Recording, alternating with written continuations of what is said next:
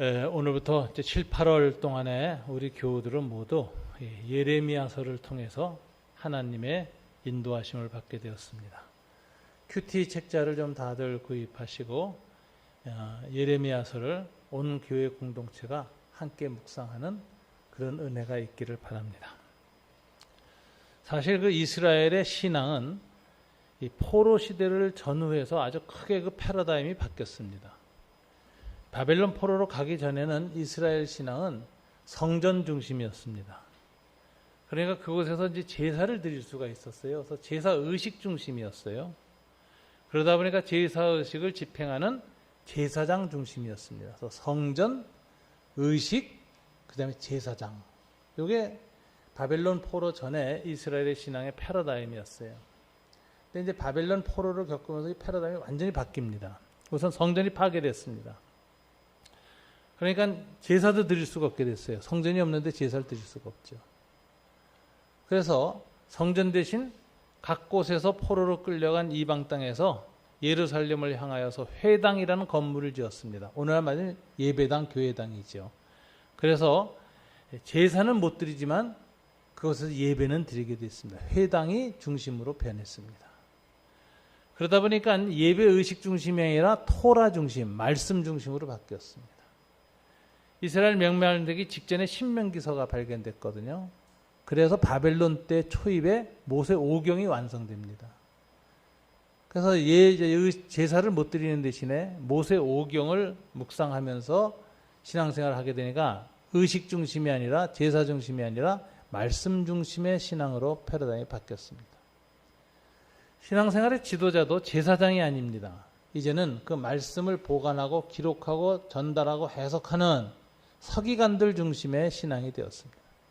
그 중에서 일부 한 파가 예수님 당시에 아주 주요 종파가 됐는데 이게 바리새파입니다.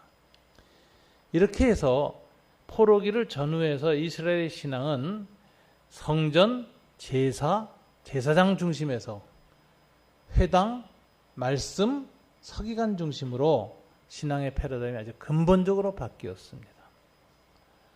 그리고 그것이 예수님 때까지 이어졌고 오늘날 교회도 그대로 전승되고 있는 것입니다. 오늘날 교회는 성전이 아니라 회당 체제입니다. 교회당, 예배당 하는 이 회집 장소지요. 그 중심으로 이렇게 기독교 신앙도 형성이 됐습니다. 그래서 포로기에는 그처럼 이제 말씀 중심의 신앙으로 딱 자리를 잡혔기 때문에 포로기의 대표적인 신앙 고백이 이제 시편이지요. 지난주에 우리 시편 119편은 바로 포로기의 말씀 중심에 대한 신앙 고백이 알파벳 순서로 아주 길게 찬양되어진 그런 내용이라고 볼 수가 있습니다. 말씀 중심 신앙으로 바뀌었는데 이 말씀이란 뭐냐 하는 건데 이게 좀 세분화됩니다. 첫째는 말씀은 율법, 즉 토라 5경. 두 번째는 선지서. 그런데 선지서라는 건 역사서도 포함돼요. 그래서 정기 선지서라 그러거든요. 그래서 여호수아, 사무엘 상하, 열왕기 상하, 역대 상하 이게 다 선지서입니다. 정기 선지서. 역사를 선지자들이 기록했어요. 선지자적 시각에서 이스라엘의 역사를. 그 다음에 이제 직접 하나님부터 하나님의 말씀을 받은 신탁, 그걸 기록해 놓은 것이 예언서들. 그것이 다 선지서라고 합니다. 그 다음에 이제 세 번째 말씀의 종류는 시편이라고 되어 있는데 시와 잠언서, 전도서, 아가서 뭐 이런 모든 시가서들인데 이건 뭐냐면은 이스라엘 성전 예배 시에 들려졌던 찬양인데 성령님이 영감을 해가지고 아주 거룩한 찬양이 생겼는데 이게 이스라엘의 신앙 고백이 되었습니다. 그래서 예수님도 말씀을 세 가지로 분류했습니다. 율법과 선지자들과 시가서에서 뭐라고 말했느냐 이렇게 얘기를 하셨죠. 세 가지가 구약 시대의 말씀의 세 종류다 이렇게 볼 수가 있겠습니다. 오늘 우리가 읽은 예레미야서 말씀은 그 중에 선지서, 선지자의 글입니다. 근데 이제 선지서를 읽으면서 한 가지 먼저 서론적으로 본문으로 들어가기 전에 우리가 정돈해야 될 게 있습니다. 목사는 선지자인가요? 여러분 어떻게 생각하세요? 존 스타트 목사님이 쓴 유명한 책이 설교자 상이라는 책이 있습니다. 이건 개신교회의 모든 목회자들이 다 읽고 크게 감동을 받은 명저 중에 하나입니다. 설교자란 어떤 사람인가를 정돈했어요. 근데 거기에 명제가 첫 번째 뭐냐면 설교자는 선지자가 아니다. 이게 딱. 두 번째 사도도 아니다. 이렇게 돼 있어요. 왜 아니라 그랬을까요? 이제 목사님들이 착각을 해요. 자신이 설교하는 것이 선지자의 말이나 혹은 사도들의 말인 것처럼 착각해서 엄청난 선지자적 권위의식과 사도적 권위의식을 가지고 교회를 지도하는 수가 있습니다. 그건 착각이고 잘못된 겁니다. 사도와 선지자는 하나님이 특별한 시대에 특별하게 세운 한시적인 직분으로서 주로 목적이 뭐냐면 성경을 기록하기 위해서 세운 사람이에요. 계시를 기록하여 정경을 만들기 위하여 하나님이 특별히 하나님의 말씀을 성령님을 통해서 전달해서 그걸 기록하는 직분이 선지자고 사도입니다. 그래서 성경 66권이 완성된 이후로는 더 이상 선지자는 없습니다. 사도도 없습니다. 이걸 모르고 성경 완성된 이후도 자신이 선지자다 사도라고 주장하는 사람은 다 이단 교주가 됩니다. 그냥 자기들의 말이 구약의 여호와의 말씀이나 신약의 예수의 말씀하고 동등한 하나님 말씀이라고 주장하기 시작하기 때문에 그래요. 그래서 모든 문선명서부터 모든 이단은 다 자기네들이 사도라고 주장을 해요. 요즘 어느 교파도 목사라고 하지 않고 그 앞에 선지자, 사도 이런 이름을 쓰는 신비주의 교파가 있습니다. 그건 전부 위험합니다. 그 사람들은 굉장히 권위주의가 되고 교회에서 목사 독재주의를 행합니다. 왜? 자기 말이 하나님 말씀이니까. 그래서 자기 말을 안 듣는 사람에겐 저주를 퍼붓고 듣는 사람은 축복을 퍼부는 이런 이상한 신비주의가 목사에게 붙기가 쉽습니다. 그래서 이런 개신교의 그 문제점을 존 스타튼 목사님은 우리 개신교계의 이제 교황이라고까지 말했던 분이죠. 빌리 그레엄하고 같이 세계복음주의 협의회를 창립하고 그 총회장이 되셨던 그런 로잔 언약의 사회자였었던 아주 존경받는 목사님인데 이분이 쓴 책이 바로 설교자상, 그리고 거기서 첫 번째 명제가 목사는 선지자가 아니다 이렇게 얘기했습니다. 그럼 목사란 무엇인가? 선지자도 아니고 사도도 아니면 그것을 알려주는 것이 예수님 말씀이에요. 마태복음 13장 52절에 뭐라고 제자들한테 얘기했는가? 다 같이 한번 읽어볼까요? 예수께서 이르시되 그러므로 천국의 제자된 서기관마다 마치 새 것과 옛 것을 그 곳간에서 내오는 집주인과 같으니라. 여기서 제자들을 향하여서 주신 말씀인데요. 이렇게 얘기합니다. 첫째, 너희는 천국의 제자다. 그렇게 얘기해요. 하나님 나라의 제자. 제자라는 말은 따르는 자라는 뜻이에요. 하나님의 다스림을 따르는 자. 그래서 하나님의 말씀대로 살라 그러고 성령의 감화 감동에 따라 하나님의 통치를 따라서 삶을 살아가려는 사람. 이게 하나님 나라의 제자도입니다. 한국교회 제자훈련, 제자도라는 말이 굉장히 유행했어요. 근데 그게 피해가 있었는데 내용은 좋았지만 교회의 신자를 만드는 제자도, 그래서 교회 안에 갇힌 제자도가 되어서 세상 안에서 하나님의 통치를 드러내는데 실패하고 교회 안에서만 열심히 있어서 교회 지도자가 되는 제자도예요. 그래서 교회 제자훈련 프로그램으로 그걸 해야만 장로 권사가 되고 또 목사가 되는 이런 제자훈련 프로그램 중심의 제자도가 한국교회에 아주 유행했지요. 이건 이제 프로그램 제자도라 그러는데 이게 제자를 굉장히 좁혀놓은 겁니다. 그래서 성경이 말하는 진정한 제자도는 하나님의 나라의 제자도예요. 하나님의 통치라는 개념에 근거해서 하나님의 통치는 그 형태가 공동체로 교회 공동체로도 나타나지만 거기에만 국한되는 것이 아니라 그리스도인들이 살아가는 세상의 모든 공동체도 하나님의 통치가 드러나야 할 공동체다. 그래서 하나님의 다스림을 개인이 먼저 잘 받아 순종하고 그 삶을 통해서 그가 속한 사회의 모든 부분에 하나님의 사랑과 정의의 통치가 실현되도록 살아가는 사람, 그런 영향을 끼치는 사람, 먼저 하나님의 뜻을 쫓는 사람, 이게 팔로우, 제자라는 개념이에요. 그래서 오늘날에는 그런 프로그램 제자도를 실행하지 않습니다. 우리 교회도 제자 훈련이라는 프로그램이 없습니다. 우리가 강조하는 것은 하나님의 다스림을 따르는 것, 하나님 나라라는 관점을 설교나 강의를 통해서 계속 강조하고, 그 다음에 그 제자의 삶을 교회 신자로서 일정하게 모범적인 삶을 사는 것을 말하는 것이 아니라 우리의 삶의 모든 영역이 하나님의 통치가 일어나야 된다. 그걸 실현하는 것이다. 각자의 직장이나 어떤 은사나 어떤 탤런트를 통해서 세상에 좋은 영향을 미치는 삶을 살아야 된다.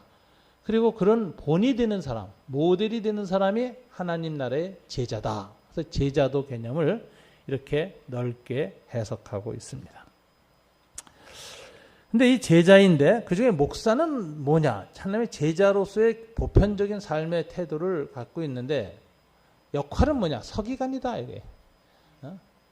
선지자도 아니고 사도도 아니다. 그럼 서기관은 뭐 하는 사람이냐? 성경 기록하는 사람이 아니에요. 이 사람은 성경을 필사하는 사람이에요. 베껴서. 성경 없는 사람들은 성경을 나누어 주고, 그 다음에 필사를 오래 하다 보니까 성경 전체를 골고루 알게 돼요. 그래서 성경을 해석할 때 그 본문에만 묶여서 해석하지 않고 성경 전체의 큰 뜻하고 연결시켜서 바르게 해석할 수 있는 능력이 생겼어요. 그래서 성경 학자가 된 겁니다. 이게 서기관입니다. 그 중에 종파가 나온 게 바리새파죠. 예수님 당시에. 이 랍비라고 부르는 거예요. 선생님. 교회에 오늘날 목사들이 말하자면 하나님 나라의 서기관 사역을 하는 것이다. 이렇게 봐야 됩니다. 근데 이 서기관은 어떤 역할을 감당해야 되느냐. 오늘 본문에 보니까 마치 새 것과 옛 것을 그 곳간에서 내오는 집주인과 같으니라. 곳간직이에요. 그런데 새 것과 옛 것을 잘 갖고 나와야 돼. 묵은 쌀만 갖고 나오면 안 돼요. 새쌀도 갖고 나서 섞어서 나와야 돼요. 이게 이제 예수님 말씀에 보면 신약과 구약을 골고루 전달을 하는 서기관이어야 한다. 이렇게 써요.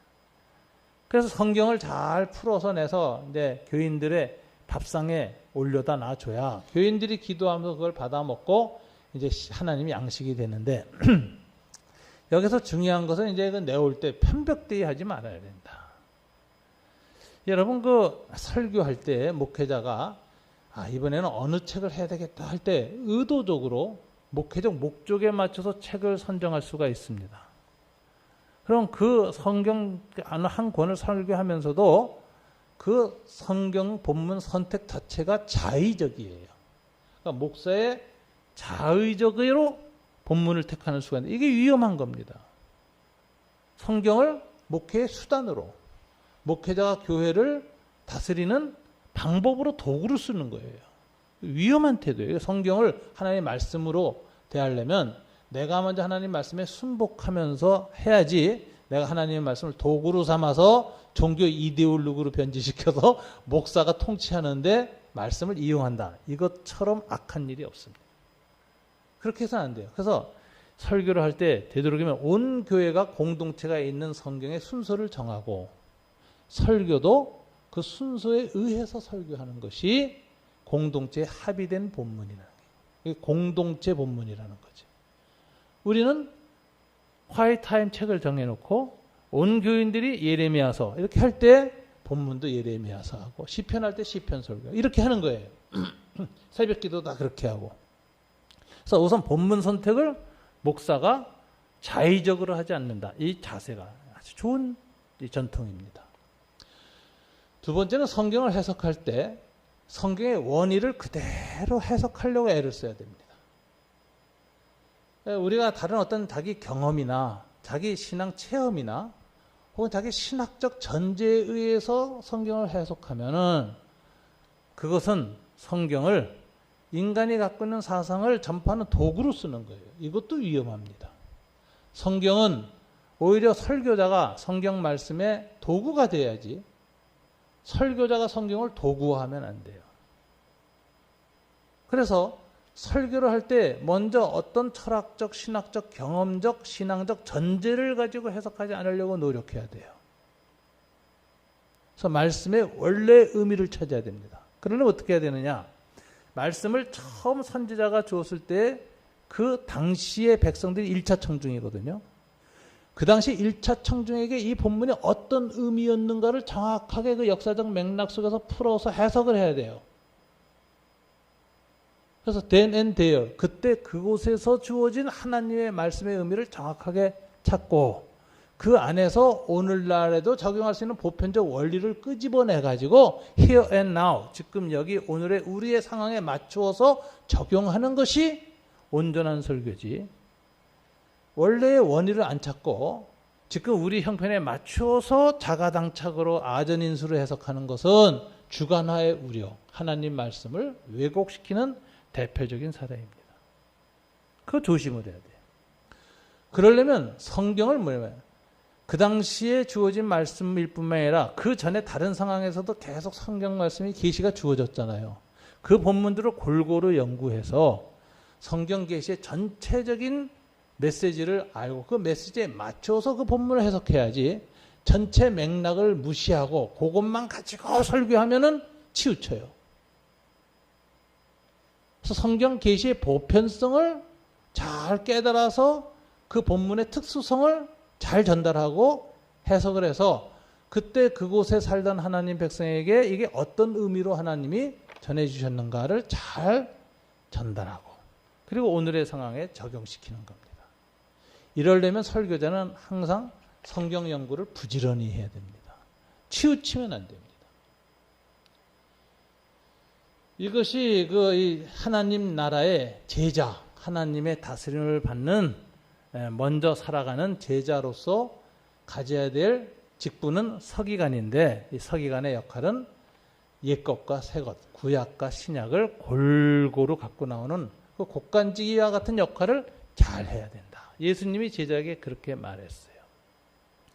그래서 설교자의 설교는 성경의 그 내용하고 일치할 때에만 권위를 갖습니다. 성경 말씀과 안 맞는 말을 하면서 아멘 하세요. 그렇다고 아멘 하면 그게 이제 성경은 종교 이데올로기로 굴러떨어지는 거예요. 그러니까 여러분 아무 데서나 아멘 하면 안 돼요. 성경 말씀과 아닌 것 같다 그러면 노멘 해야 됩니다. 속으로. 그리고 성경 말씀하고 일치할 때 어떤 일이 생기느냐. 성경의 저자가 성령님이잖아요. 성령님께서 사도들을 통해서 선지자를 통해서 말씀을 기록했으니까 이 성령이 오늘 제 설교자의 안에 들어와 계시고 여러분 안에도 들어가 계세요. 근데 저자이신 성령님의 뜻에 잘 맞추어서 성경을 강해하면 저자가 청중 안에서 여러분 안에서 듣고 있다가 맞아 내가 그 글을 쓴 게 이런 뜻이야 이러시는 거예요. 저한테도 너 맞아 잘하고 있어 그러는 거예요. 그래서 성령의 감화 감동이 설교자와 청중 모두에게 동시에 일어납니다. 이것을 하나님의 아우라가 일어난다는 거죠. 성령의 아우라가 일어나는 거예요. 그렇게 해서 감화 감동을 받으면서 우리가 하나님 말씀의 권위를 느끼는 것이지 그렇게 성령님의 기록한 저자의 뜻하고 어긋나게 제멋대로 해석하는 설교 이걸 내가 복음이라 그러는데 거기에 아멘하면 안 돼요. 그래서 이 성경에 보니까 이 신앙이 좋은 사람들의 이 베레아 교인들에 관해서 하는 말은 저들은 사도 바울의 설교라도 들을 때 과연 그러한가 하고 성경을 묵상하고 순종했다 그래요. 과연 그러한가. 그러니까 교인들이 성경을 무식하고 성경을 모르면 목사가 무슨 설교를 해도 모르는 거예요. 쫓아가요. 그래서 이 교인을 우매하게 만들면 안 돼요. 교인들이 성경에 능하고 성경을 잘 알도록 평소에 성경 공부나 이런 것들 열심히 해서 성경을 잘 깨닫게 해야 됩니다. 이게 종교개혁이에요. 그래서 성경을 라틴어에서 모든 평민들이 쓸 수 있는 자기 국가 언어로 영어로 독일어로 모국어로 다 번역을 했던 것이고 성경 공부 프로그램이 개신교에서 많이 일어난 이유가 성도들이 성경에 무지몽매한 우민을 만들면 안 된다. 그게 타락의 원인이다. 그래서 오늘날 개신교에도 바로 이처럼 목사란 무엇이냐? 천국의 제자다. 자세는. 그런데 역할은 서기관이다. 사역을 어떻게 해야 될 것이냐? 곡간에서 옛것과 새것을 골고루 잘 꺼내오는 곡간지기처럼 하나님의 말씀을 그렇게 잘 풀어서 나눠서 줘야 한다. 그래서 성경의 저자이신 하나님의 뜻에 합당한 설교를 할 때 전하는 자나 듣는 자 가운데 계신 성령님이 아멘 하고 거룩한 감동을 줌으로써 하나님의 말씀의 권위를 느끼고 우리 인간들이 그 말씀에 순복하게 된다. 이게 이 목사란 무엇인가 라고 하는 아주 바로 정돈된 개념입니다. 이 Preacher's Portrait이라는 이 책은 아주 세계적인 명저인데 이상하게 한국교회 목사님들은 안 좋아해요. 잘 알려지질 않았어요. 이 책이. 저는 뭐 후배 신학생들이나 후배들한테 꼭 목사가 될 때에는 그 책을 먼저 읽어라. 내가 누구인가, 교회에서 앞으로 어떻게 살아야 되는가를 먼저 살펴라 라고 한번 얘기를 합니다.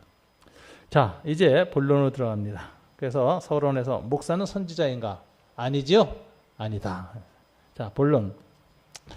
이제 예언이 되는데 선지서인데 예언인데 예언은 어떤 성격인가? 근데 선지서를 보면은 모든 선지서들 예레미야, 이사야 뭐 하여튼 모든 선지서는 특징이 이 예언이 임한 역사적 배경을 먼저 설명합니다. 그래서 선지자들은 언제 하나님 말씀이 내게 임하였다는 역사적인 연대를 꼭 기록하는 특징이 있어요. 오늘 1장 1절부터 3절도 똑같습니다. 다 같이 한번 읽어볼까요? 베냐민 땅 아나돗의 제사장들 중에 힐기야의 아들 예레미야의 말이라. 아몬의 아들 유다 왕 요시야가 다스린 지 13년에 여호와의 말씀이 예레미야에게 임하였고 요시야의 아들 유다의 왕 여호야김 시대부터 요시야의 아들 유다의 왕 시드기야의 11년 말까지 곧 5월에 예루살렘이 사로잡혀 가기까지 임하니라. 여기서 하나님의 말씀이 신탁이 주어진 시기를 정확하게 역사적 시기를 서술합니다. 그러니까 BC 627년 요시야 왕 13년에 말씀이 오기 시작해서 BC 586년에 시드기야 왕 11년 5월에 임했는데 그때가 언제냐? 바벨론 침공으로 예루살렘 성전이 파괴되어지고 다 포로로 끌려갈 때까지 말씀이 임했다. 이렇게 기록을 해요. 왜 선지자들은 이렇게 역사적 시기를 정확하게 기록하는가? 모든 예언은 역사적 예언이기 때문에 그래요. 이게 무슨 소리냐면 허공에 있는 관념적인 철학이나 어느 시대에나 통하는 그런 말이 아니라는 거예요. 이건 특수한 상황에서 특수하게 그 시대에 맞추어서 하나님 말씀이 들어왔다는 거예요. 그렇기 때문에 모든 선지서나 성경 말씀을 볼 때는 어떤 시대에 왜 그 맥락 속에서 역사적 맥락 속에서 왜 하나님이 이런 말씀을 주셨는가를 잘 살펴서 해석해야 된다. 그래서 선지자들은 자기가 예언을 받은 날짜를 정확하게 기록합니다.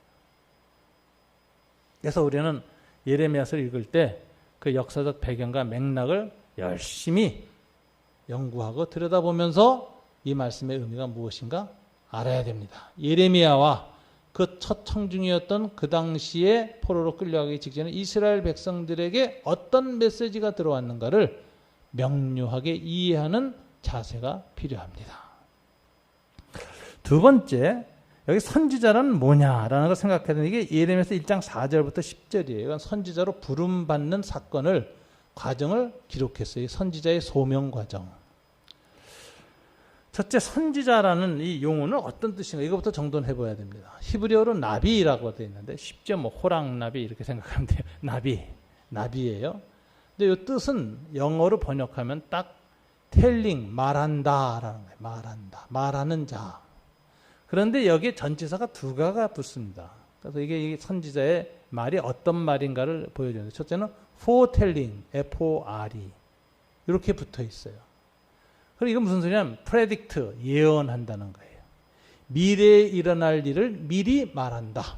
하나님이 미래에 일어날 말합니다. 그러니까 이런 것들을 한문으로 쓸 때 예언할 때는 미리 예자를 써요. 미리 주신 말씀, 예언 말씀 이렇게 하죠. 우리 대부분 그렇게 생각하죠. 선지자요. 근데 다른 측면이 있는데 이게 더 중요합니다. 이게 더 본질에 가깝습니다. 이건 foretelling이 아니라 영어로다 F-O-R-T-H가 붙어요. 포스텔링 이렇게 돼 있어요. 이건 뭐냐면은 앞에서 외친다. 어디를 향하여서. 이건 뭐냐면 고대 왕실 제도를 보는데 왕은 앉아서 이스라엘 백성들한테 말을 할 때 직접 말하지 않아요. 옆에 대변인을 둬요. 그래서 대변인한테 귀한 말로 속삭이듯이 말합니다. 그럼 대변인이 그걸 정확하게 듣고 그것을 백성 앞에 크게 목소리를 하죠. 웅변적으로 쩌렁쩌렁 울리게 전달하는 이게 이제 그 왕이 백성하고 소통하는 방식이에요. 하나님도 그렇게 하는 거예요. 하나님이 대변인도 누구의 선지자예요. 그래서 엘리야한테 하나님의 말씀이 세미한 바람 소리처럼 임했다. 이렇게 세미하게, 크게 임하지 않아요. 세미하게 임해요. 우리가 아침마다 말씀 큐티 묵상할 때도 성령께서 그 쓰여진 성경을 통해서 내게 세미하게 말씀한 성령의 소리를 듣는 일이 중요한 거예요. 그 일이 일어나야 감동이 일어나요. 세미한 소리로 말해요.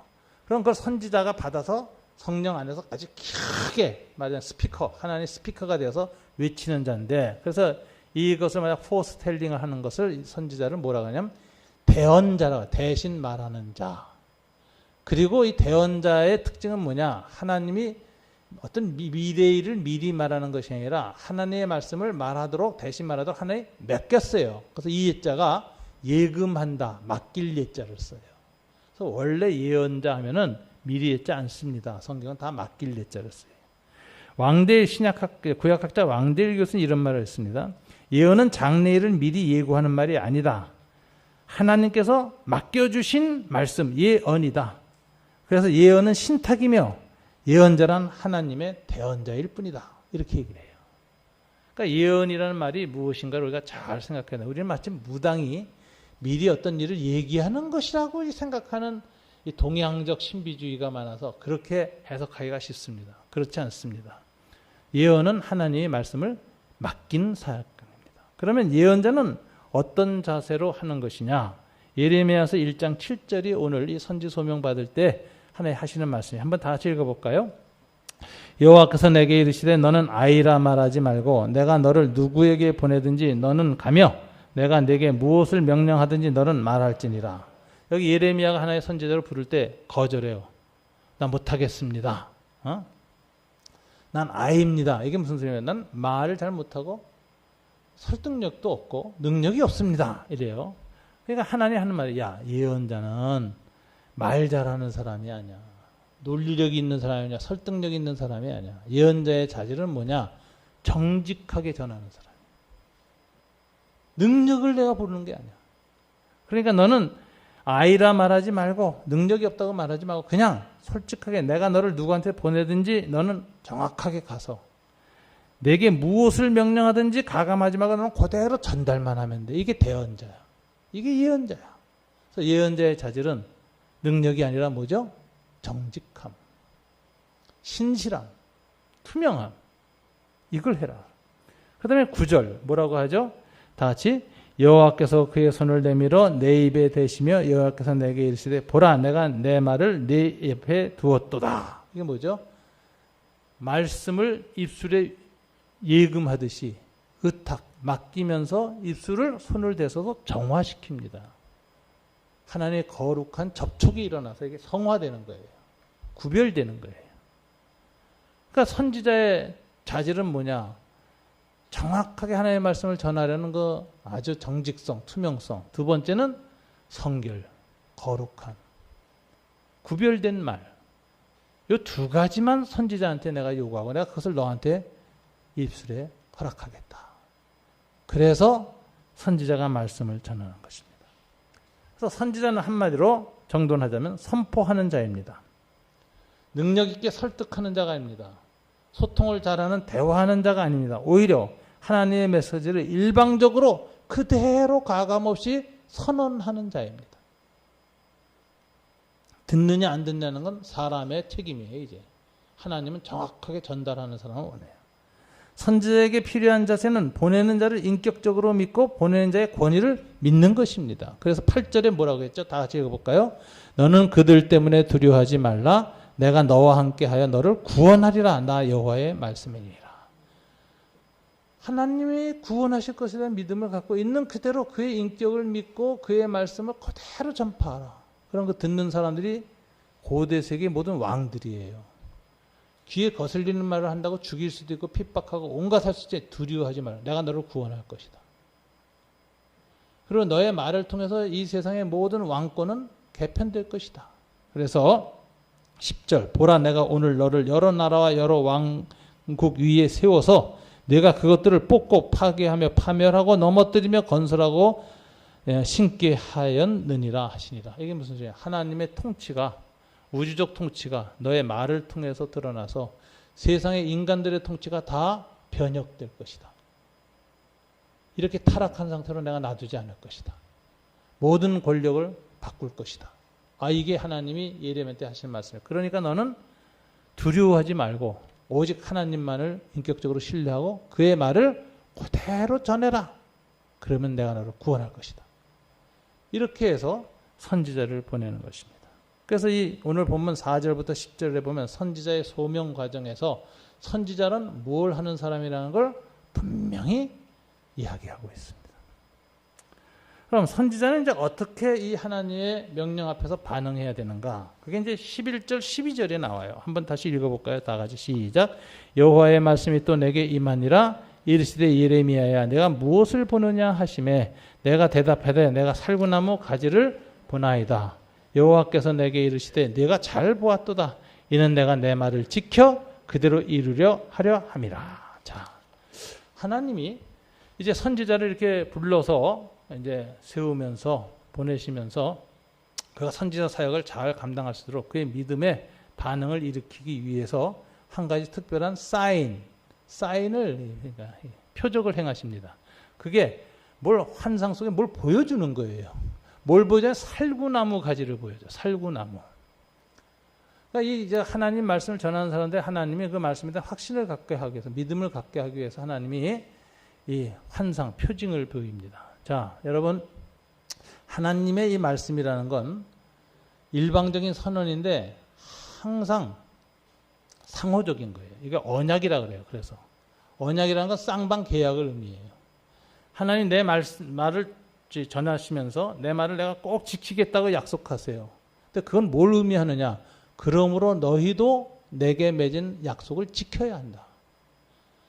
너희들이 약속을 지킬 때 내 말이 너희에게 성취될 것이고, 약속을 안 지키면 내 말이 다른 쪽으로 성취될 것이다. 그래서 말씀을 순종하여 지킬 때에는 하나님의 언약적 축복이 임하고, 거역하고 반역할 때는 언약적 심판이 임한다. 그래서 하나님의 언약은 하나님이 지킬 것을 강력하게 표적을 통해서 말씀하면서도 항상 가능성은 50%예요. 이게 아주 신묘한 거예요. 여러분, 하나님이 말씀하시고 지키겠다 약속하시면 100%일 거라고 믿죠? 아닙니다. 하나님 항상 50%만 그렇게 얘기해요. 나머지 50%는 어디에 달렸어요? 우리들의 인격적 반응에 달렸어요. 그래서 이때 하나님이 이제 단어를 쓰셨는데, 살구나무가 히브리어로 샤케드예요, 발음이. 그런데 그 다음에 살구나무 보여준 이유를 12절에서 말하는데, 내가 내 말을 지킬 것이다 그랬는데, 지킨다는 동사가 샤카드예요. 그러니까 샤카드.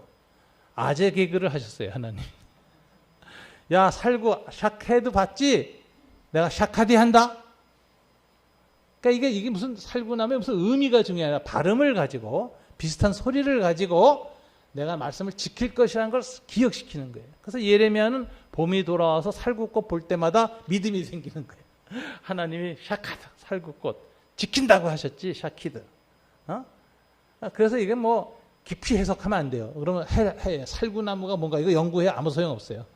오히려 하나님 말씀을 잘못할 수 있어요. 이건 그냥 하나님의 워드 플레이, 언어 플레이, 믿음을 불러일으키기 위해서. 샤카드, 살구나무. 샤키드 하겠다. 이렇게 얘기하는 거예요. 그러니까 이제 여기에 이제 인간이 반응해야 되는데, 인간이 예언 앞에서 이제 두 가지 반응이 나오면 이 예언이 두 가지 차원이 있습니다. 첫째, 예언은 그 예언이 스스로를 완성하는 예언이 있어요. 이게 self-fulfilling prophecy라고 해요. 예언했기 때문에 예언이 완성돼요. 자, 이게 어떤 경우냐? 그 AI 기기가 아주 기가 막힌 데다가 거기다가 또 평소에 인간이 분석왕이 분석을 잘해서 주식의 동향을 기가 막히게 확률이 99%인 사람이 있어요. 이 사람이 내일 무슨 주식이 2배로 뛴다 하고 딱 예언을 했어요. 틀림없다. 그러니까 사람들이 그 예언을 들으니까 어떡하죠? 이야, 내일 그 주식 사야 되겠다. 다 몰려가서 사니까 그 바람에 올라. 그러니까 예언이 예언을 스스로 완성하는 기능을 해요. 이거 self-fulfilling prophecy라고 해요. 그 다음에 이제 예언이 또 뭐가 있냐, 셀프 디피팅 프로페시라는 게 있어요. 어떤 사람이 똑같은 사람이 내일 오른다 그러니까 사람들이 내일 팔아야 되겠구나 올랐을 때도 다 들고 나서 팔아. 그래서 오히려 오르는 게 아니라 예언이 성취가 안 되고 값이 떨어져요. 이게 셀프 디피팅 프로페시라는 거예요. 예언은 항상 50% 확률밖에 없어요. 하나님의 예언도. 인간의 예언도 50% 확률밖에 없어요. 이게 역사적 예언도 마찬가지예요. 막스는 자본주의 사회는 필히 붕괴하고 공산주의 사회가 필연적으로 도래한다고 예언했어요. 그래서 러시아의 볼셰비키 혁명이 일어납니다. 그러니까 자본주의 나라들이 다 놀랬어요. 야, 우리 다 저 공산주의 되겠다. 진짜. 노동자 자본가의 갈등 속에서. 그러니까 안 되겠다. 이거 막아야 되겠다. 해가지고 복지제도를 강화해서 유럽처럼 사회민주주의도 나오고 자본주의가 변화돼요. 이건 어떻게 되냐. 막스가 예언했기 때문에 예언이 들어맞는 것이 아니라 예언이 틀려버려요. 셀프 디피팅이 돼버렸어요. 모든 예언은 양면성이 있는 거예요. 그러니까 뭐 사회학자, 무슨 미래학자들 다 어떤 사회가 되거나 예언하잖아요. 다 50%만 생각하세요. 그것이 이루어지느냐 안 이루어지느냐는 건 다 인간이 어떻게 반응하느냐에 달린 거예요. 자, 하나님의 예언도 마찬가지예요. 하나님의 예언은 언약이고 하나님 편에서의 확실성을 50%를 강하게 선언해요. 그럼 그 하나님에 대한 믿음을 가지고 반응하면 순종할 때에는 그 예언이 그대로 그 사람한테 이루어지지만 불순종하면 예언이 안 이루어져요. 이거 대표적인 게 니느웨 사건이에요. 요나라는 선지자가 나타나요. 하나님이 요나한테 야, 니느웨가 사흘 만에 멸망한다고 예언하라 그래요. 니느웨는 이 요나라는 선지자한테는 민족적인 왼수예요. 저거 멸망했으면 좋겠는데 내가 가서 예언하면 예언 때문에 니느웨 놈들이 회개하고 멸망 안 당할까 봐 싫은 거야. 안 가요. 그러니까 물고기 뱃속에 집어넣고 온갖 천신만고 고난을 겪은 다음에 니느웨 땅에 떨어져요. 억지로 예언해요. 사흘 동안, 사흘 후에 니느웨가 멸망한다고 조그만 목소리로 중앙대로만 싹 지나가고 끝나요. 그런데 이상한 일이 일어나서 이 선지자의 말에 온 니느웨 사람들이 반응을 보여가지고 왕서부터 밑에 모든 백성이 아주 집단 회개를 합니다. 그리고 사흘 지나서 이 요나는 딱 성문 앞에 나가서 니느웨 성을 바라보면서 저게 말씀대로 이제 하나님 멸망시킬 것만 기다리고 있는데 멸망이 안 와. 그러니까 니느웨가 막 열이 뻗쳐요. 그래서 하나님께 소리를 질러요. 아니, 내 이럴 줄 알았다니까요. 내가 가서 말씀 전하면 하나님은 마음이 약하셔서 저놈들이 회개하면 돌이킬 줄 내가 그때 깨달았어요. 그래서 내가 도망갔던 거예요. 하나님 도대체 왜 이러십니까? 이렇게 나를 그냥 막 기적을 일으켜서 물고기 뱃속에 3일간 집어넣었다 꺼내고 이러면서까지 가서 말씀 전하라고 했으면 말씀대로 이루어져서 멸망돼야지. 하나님 왜 말씀 안 지키세요? 나 정말 돌아버리겠네. 그러고서 투덜투덜대는 이야기로 요나서 3장이 끝납니다. 요나의 투덜거림. 여기 하나님의 예언에 묘미가 있는 거예요. 하나님의 예언은 100% 완성되지 않아요. 50%는 인간들의 반응에 의해서 결정돼요.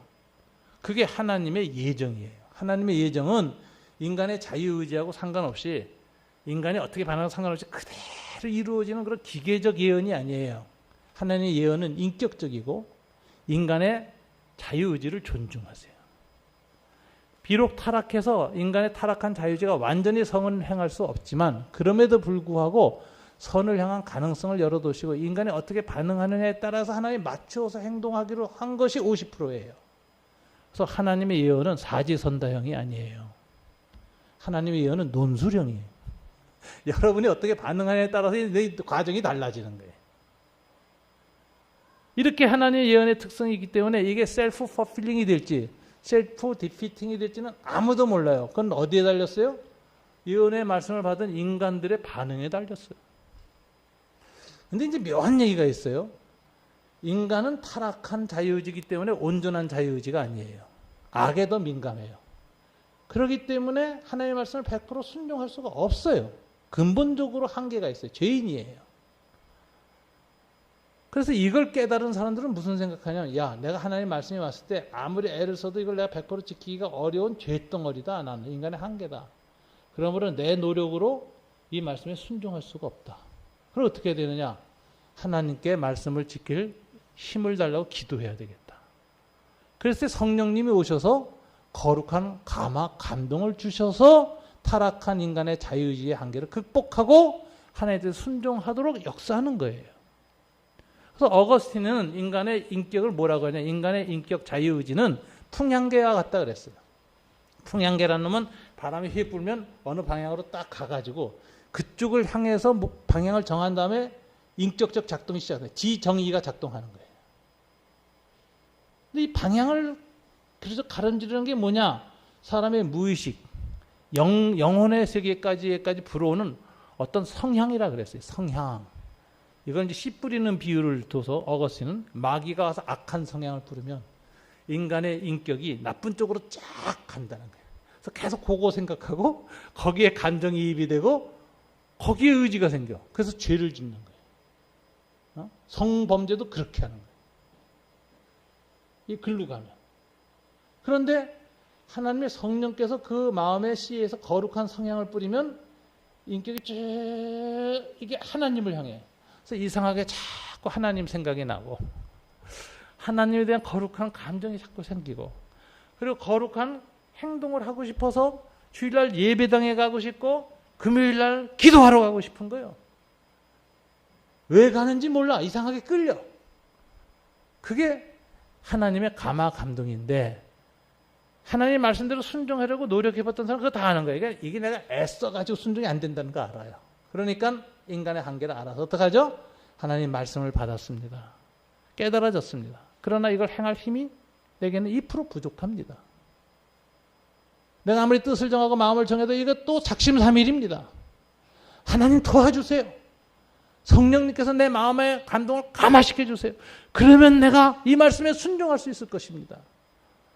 그리고 하나님 뜻대로 살게 도와주세요.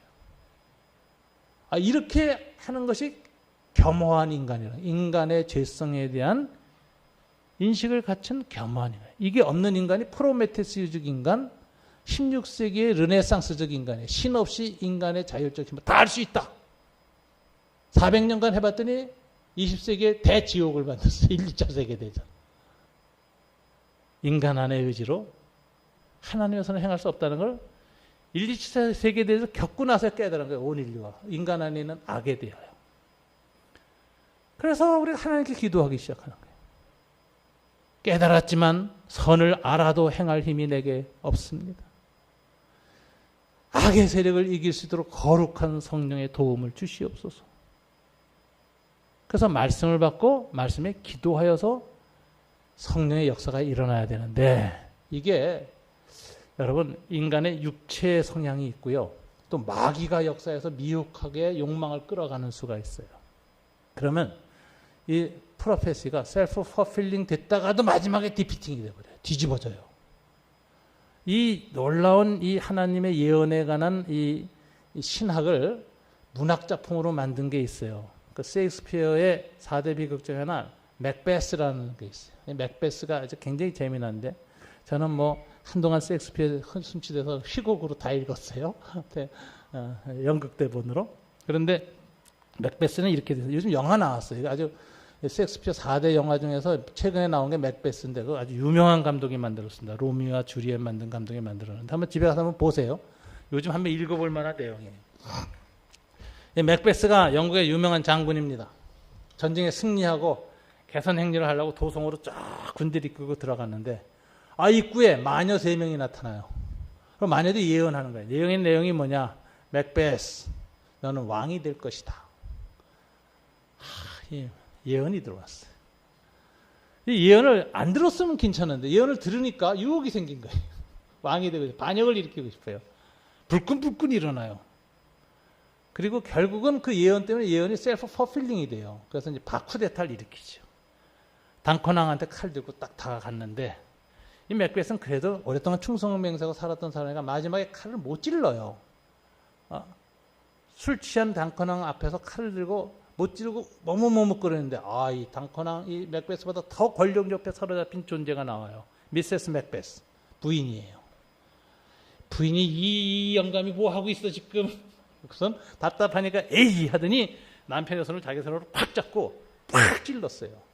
그래서 피가 팍 터졌는데 맥베스 부인의 손이 피바다가 됐어요. 그리고 왕이 됐어요. 그러니까 이 마귀 마녀의 예언이 셀프 퍼필링 됐어요. 왕이 됐어요. 성취됐어요. 그런데 문제가 뭐냐? 이게 악하게 됐으니까 또 역쿠데타가 또 일어났어요. 그래서 맥베스가 죽습니다. 왕실에서. 그리고 죽을 때 반란군이 들어와서 미세스 맥베스 왕비를 찾아서 죽이려고 가봤더니 죽일 필요가 없어. 이미 어떻게 되느냐? 내가 죽이기 전에 정신몽유병에 걸렸어요. 근데 어떤 상태냐? 거울 앞에서 목도를 걸어다니면서 계속 자기 손을 씻으면서 다녀. 그래서 외칩니다. 이 피! 그러고 소리 지르거든요. 이게 미세스 맥베스예요. 셀프 디피팅 프로페시로 바뀌는 거예요. 악하니까. 사람의 마음이에요. 예언을 들은 사람의 마음을 움직이는 것은 하나님 혹은 마귀예요. 인간의 이성이나 감성 깊은 곳에 있는 무의식이나 심층 부분에서 역사해요. 그래서 이상하게 그쪽으로 욕망의 추동을 일으키는 일이 생겨요. 거룩한 욕망이 생기면 성자가 되는 것이고 그런 악한 욕망이 일어나면 반역자가 되는 거예요. 제가 이 얘기 하는데 제가 그런 얘기 한다. 시중에 대통령 후보로 나온 분의 부인 한 사람이 강남의 어느 무당을 만나서 대통령 된다는 확신을 받았다는 거예요. 그래가지고 그 무당 쪽이 요즘 문전성시라 그래요. 그런 유언비어가 돌아요.